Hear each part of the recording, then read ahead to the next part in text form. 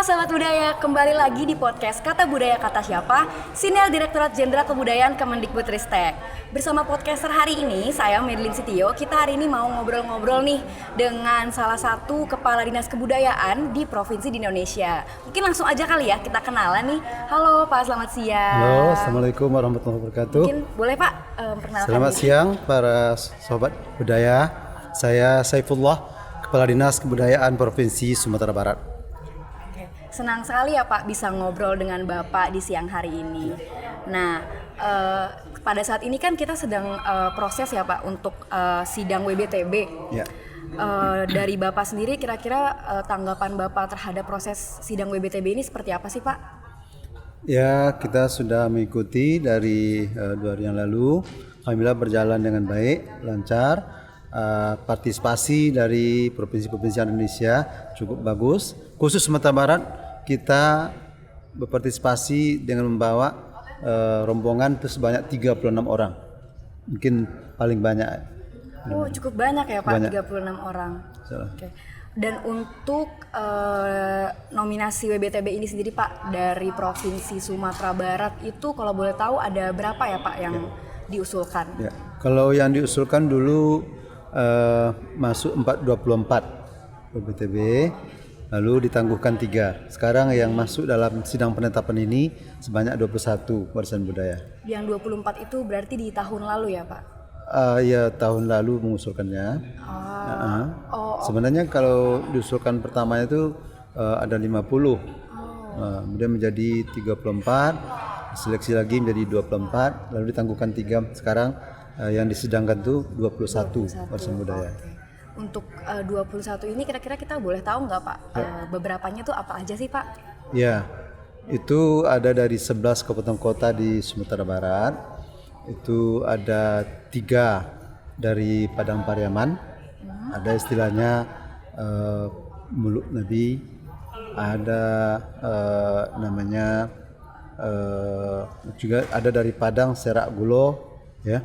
Ada dari Payakumbuh, ya. Ada 2 dari 50 kota 2, ya. Kemudian selebih itu satu-satu ya, masing-masing satu. Gitu. Untuk proses memilih karya budayanya sendiri nih Pak, dari Dinas Sumatera Barat ini pernah mengalami kesulitan nggak Pak? Rasanya tidak ada kesulitan yang berarti.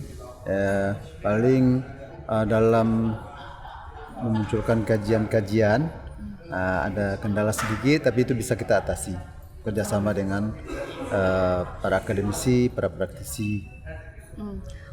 Berarti mungkin sebelum itu kita juga boleh tahu kali ya teman-teman di rumah juga boleh tahu kira-kira proses pengusulan itu dari awal seperti apa sih Pak? Ya, semula kita meminta kabupaten kota untuk menyampaikan usulannya, ya. Minimal masing-masing kabupaten kota itu 2 per kabupaten kota. Karena ada 19 berarti 38 sebenarnya, ya. Tapi ada yang lebih, ada yang kurang. Lalu kita sosialisasikan atau pentingnya warisan budaya ini, pelestarian perlindungannya. Kemudian kita adakan FGD, ya, diskusi, ya. Lalu kita penuhi persyaratan semuanya, ya. Kan ada kajian, ada videonya, ada foto-fotonya gitu ya. Bagaimana story-nya, sejarahnya, filosofi dan sebagainya, ya. Itu bersama-sama kita dengan tim ahli warisan budaya tak benda ini, dari perguruan tinggi ada juga dari akademis, dari praktisi, ya, kemudian dari Dinas Kebudayaan sendiri. Kita sama-sama, termasuk juga dari BPK Wilayah 3, Balai Pelestarian Kebudayaan Wilayah 3. Kita bekerja sama, berkolaborasi untuk memenuhi semua persyaratan. Setelah itu nanti diseleksi, ya, lalu diusulkan. Nanti mana yang kurang-kurang oleh pusat juga diminta kalau ada masih memungkinkan untuk memenuhinya, ya. Itulah mulanya dulu sampai 50 kalau tidak salah awalnya diskusi, diadakan kajian, akan menjadi 34, akhirnya diusulkan 24. Ya, 24 prioritas 24. 2024 itu ternyata ditangguhkan 3. Makanya sampai sidang atau tahap terakhir ini, sidang penetapan ini hanya 21 warisan budaya. Kalau boleh tahu nih Pak, proses dari awal sekali tadi itu memakan waktu berapa lama Pak?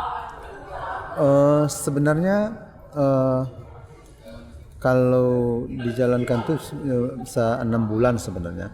Tapi karena kita sudah jauh-jauh hari mempersiapkan, itu tahun yang lalu kita sudah persiapkan sebenarnya. Jadi tahun 2022 kita sudah persiapkan. Berarti sudah prepare dari tahun Iya. sebelumnya ya Pak Iya. untuk tahun ini ya? Iya.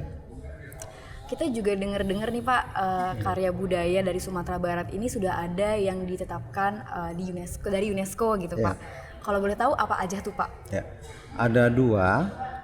Yang pertama Ombilin Mining Heritage of Solunto, itu bekas tambang yang ada di Solunto, ditetapkan 2019 di Azerbaijan.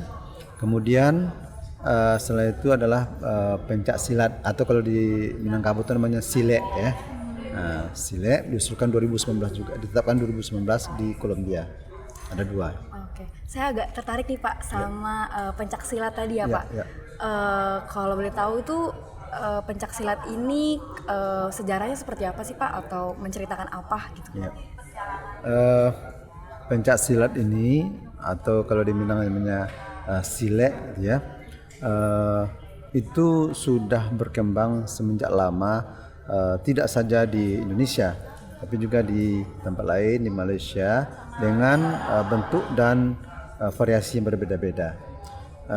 Kalau makna dari silek itu sebenarnya cara ya, jadi sebuah seni bela diri, untuk pembelaan diri yang oleh pelakunya itu dihubungkan dengan kerohanian.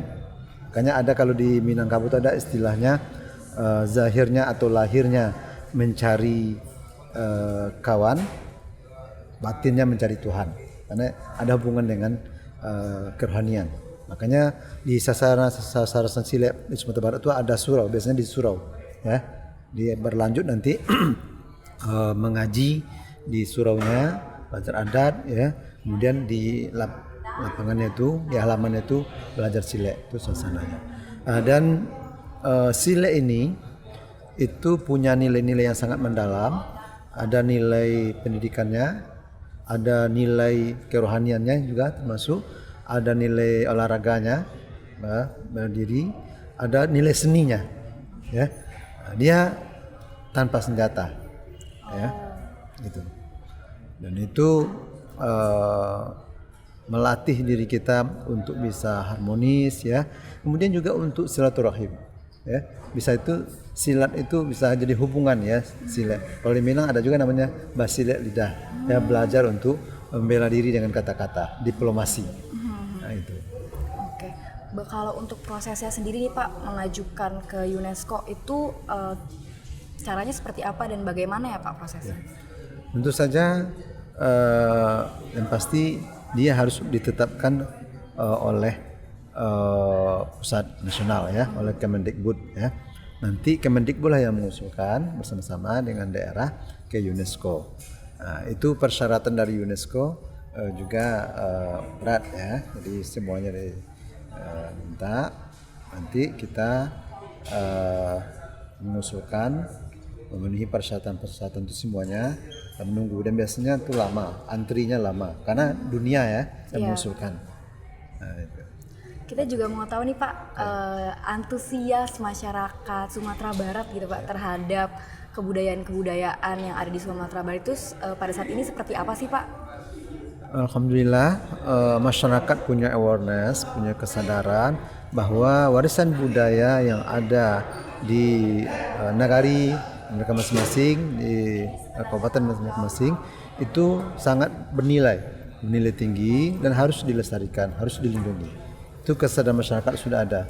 Oleh sebab itu makanya kita untuk warisan budaya tak benda ini termasuk yang tinggi lah ya. Kemarin nomor 2 kita setelah Yogyakarta. Nah, sekarang juga dengan jumlah yang sangat besar itu 21 itu ya. Itu menunjukkan bahwa masyarakat memang sudah punya keinginan, ambisi untuk bisa membangkitkan warisan budaya mereka, kemudian ingin melestarikannya, mewariskannya ke generasi muda. antusias sekali. Generasi mudanya sendiri berarti sudah mulai bergerak juga ya Pak? Sudah, ya. Jadi itu disambut juga oleh kesadaran generasi muda. Dia kan harus dua-dua ya. Ada yang akan mewariskan, ada yang menerimanya.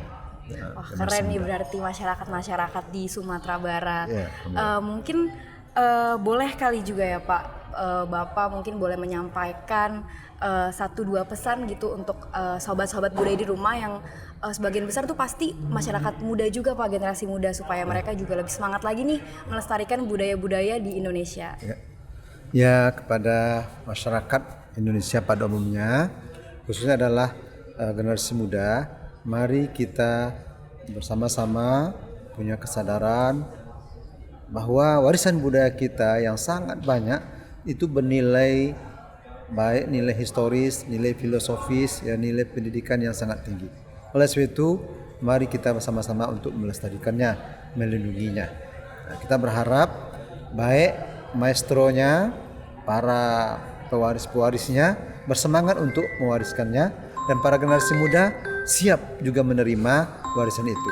Nah, mungkin kita melalui sosialisasi, ada pelatihan-pelatihan, kemudian kita dari pemerintah juga akan membuat toolnya melalui ada festival-festival dan lomba-lomba, sehingga ada pembinaan, ya, sehingga punya spirit masyarakat ini untuk bisa melestarikan warisan budaya yang ada. Khusus kita dari Sumatera Barat, karena tahun lalu sudah mengusulkan randang gitu ya, tapi belum berhasil, maka kita berharap pemerintah pusat atau dalam ini Kemendikbudristek bisa mengusulkan kembali randang ke UNESCO sebagai warisan budaya dunia. Itu harapan kita. Sekali lagi kepada masyarakat Indonesia, mari kita punya antusias yang tinggi untuk melestarikan warisan budaya kita. Terima kasih. Pas banget nih Pak, harapan juga tadi saya mau tanya ini Pak, Ya. Kira-kira Bapak apakah ada harapan juga nih yang mau ingin disampaikan kepada Direktorat Perlindungan Kebudayaan, Direktorat Jenderal Kebudayaan dari Kemendikbudristek? Ya, itu masalah randang itu. Apakah ada lagi Pak gitu Ya, harapannya? kita berharap pada Kemendikbudristek agar juga memantik, memberikan rangsangan kepada daerah-daerah, ya, supaya daerah-daerah, provinsi, kabupaten kota, ya, sampai ke nagari itu bersemangat dengan mengadakan event yang rutin, kalau bisa per tahun, dan merangkap pelestarian warisan budaya tak benda yang telah ditetapkan ini. Maka festival atau lomba atau yang lainnya, ya, diadakan secara nasional, sehingga warisan budaya tak benda yang sudah ditetapkan secara nasional, begitu juga oleh UNESCO, itu tetap ada, ditampilkan, ya, dihidupkan setiap tahunnya kalau ada event nasional itu. Dan itu juga akan diikuti oleh provinsi-provinsi, ya, sebelum diadakan tingkat nasional, provinsi juga akan mengadakannya. Itu harapan kita kepada Kemendikbudristek. Oke, baik. Kita udah habis nih Pak pertanyaan saya. Saya mau mengucapkan terima kasih karena Bapak udah sabar banget nih jawab pertanyaan saya yang banyak, terus untuk waktunya juga. Kasih. Nah, teman-teman semua jangan lupa ya untuk follow Facebook, Instagram, dan Twitter di Budaya Saya, dan juga YouTube Perlindungan Kebudayaan, serta Facebook, Instagram, Twitter kita di Lindungi Budaya. Yuk sama-sama kita lindungi, lestarikan, dan kunjungi warisan budaya Indonesia. Sekian podcast hari ini. Selamat jumpa di podcast berikutnya.